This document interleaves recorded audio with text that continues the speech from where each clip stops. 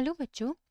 So the question is conductivity of an electrolytic solution depends on, ये हमारे को चार ऑप्शन दिए गए हैं, nature of electrolyte, concentration of electrolyte, power of AC source, distance between the electrodes. तो हमें ये बताना है कि जो हमारी कंडक्टिविटी है इलेक्ट्रोलिटिक सोल्यूशन की वो कौन कौन से फैक्टर्स पे यहाँ पे डिपेंड करती है.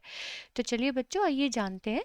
सबसे पहले बच्चों अगर हम कंडक्टिविटी की बात करें तो कंडक्टिविटी को हम रिप्रेजेंट करते हैं कप्पा से. ठीक है. और ये कप्पा क्या होता है बच्चों, ये रेसिप्रोकल होता है रेजिस्टिविटी का. ठीक है. और ये क्या कंडक्टिविटी क्या बताता है, ये हमारा कंडक्टेंस बताता है किसी भी सोल्यूशन का जिसमें कि जो हमारे इलेक्ट्रोड्स होती हैं उन इलेक्ट्रोड्स का जो एरिया ऑफ क्रॉस सेक्शन होता है, एरिया ऑफ क्रॉस सेक्शन जो होता है वो होता है 1 मीटर स्क्वायर के बराबर. और उन इलेक्ट्रोड्स के बीच की जो डिस्टेंस होती है, डिस्टेंस बिटवीन द इलेक्ट्रोड्स,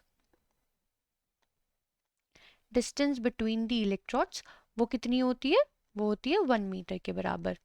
ठीक है. तो ये होती है हमारी कंडक्टिविटी. अब मेजरली बच्चों जो कंडक्टिविटी है वो किस पर डिपेंड करती है, वो डिपेंड करती है हमारे सोल्यूशन के टाइप पर. ठीक है.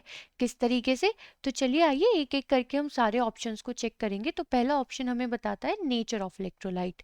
तो बच्चों जो हमारा नेचर ऑफ इलेक्ट्रोलाइट की यहाँ पे बात हो रही है, तो बिल्कुल जो हमारी कंडक्टिविटी है वो नेचर ऑफ इलेक्ट्रोलाइट पे डिपेंड करती ही करती है. ऐसा क्यों?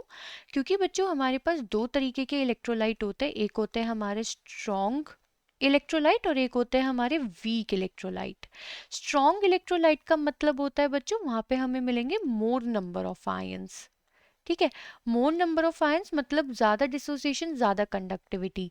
और वीक इलेक्ट्रोलाइट का मतलब है लेस नंबर ऑफ आयंस यानी कि लेस कंडक्टिविटी. तो जो हमारी कंडक्टिविटी है इलेक्ट्रोलिटिक सोल्यूशन की वो नेचर ऑफ इलेक्ट्रोलाइट पे डिपेंड करती है. ठीक है. अब अगर हम सेकेंड ऑप्शन की बात करें कॉन्सेंट्रेशन, कॉन्सेंट्रेशन, तो बच्चों कंडक्टिविटी हमारे कॉन्सेंट्रेशन पे भी डिपेंड करती है. किस तरीके से, तो आइए जानते हैं. अब बच्चों हमारे पास दो तरीके के सोल्यूशन होते हैं, एक होता है कॉन्सेंट्रेटेड सोल्यूशन, एक होता है हमारे पास डाइल्यूट सोल्यूशन. ठीक है. कॉन्सेंट्रेटेड सोल्यूशन होते हैं और एक होते हैं हमारे पास डाइल्यूट सोल्यूशन. चलिए इसे पूरा ही लिख लेते हैं. Concentrated solution. ठीक है. कॉन्सेंट्रेटेड सोल्यूशन में बच्चों क्या होता है कि वहां पे मोबिलिटी लेस होती है या फिर ये कह लो लेस नंबर ऑफ आयंस होते हैं. ठीक है. डाइल्यूट सोल्यूशन में मोर नंबर ऑफ आयंस होते हैं. सही है. ज़्यादा मोबिलिटी होती है तो ज़्यादा कंडक्टिविटी. तो मतलब कि conductivity of electrolytic solution concentration of electrolyte पे भी डिपेंड करती है. थर्ड ऑप्शन देखें पावर ऑफ एसी. तो अगर हम जैसे यहाँ पे देख पा रहे बच्चों पावर ऑफ एसी जैसा कुछ भी फैक्टर कंडक्टिविटी को अफेक्ट नहीं करता है. Distance between the electrode, distance between the electrode अगर आप देखें तो वो तो फिक्स्ड है, वो चेंज हो ही नहीं रहा है, तो कंडक्टिविटी उस पर भी डिपेंड नहीं करती. तो अकॉर्डिंग टू दैट अगर हम देखें तो जो कंडक्टिविटी है इलेक्ट्रोलिटिक सोल्यूशन की वो दो चीज़ों पर डिपेंड करती है, एक तो नेचर ऑफ इलेक्ट्रोलाइट और एक कॉन्सेंट्रेशन ऑफ इलेक्ट्रोलाइट. तो इस क्वेश्चन के हमारे पास दो आंसर हो गए, first and second option. I hope ये क्वेश्चन आपको समझ में आया होगा. Thank you.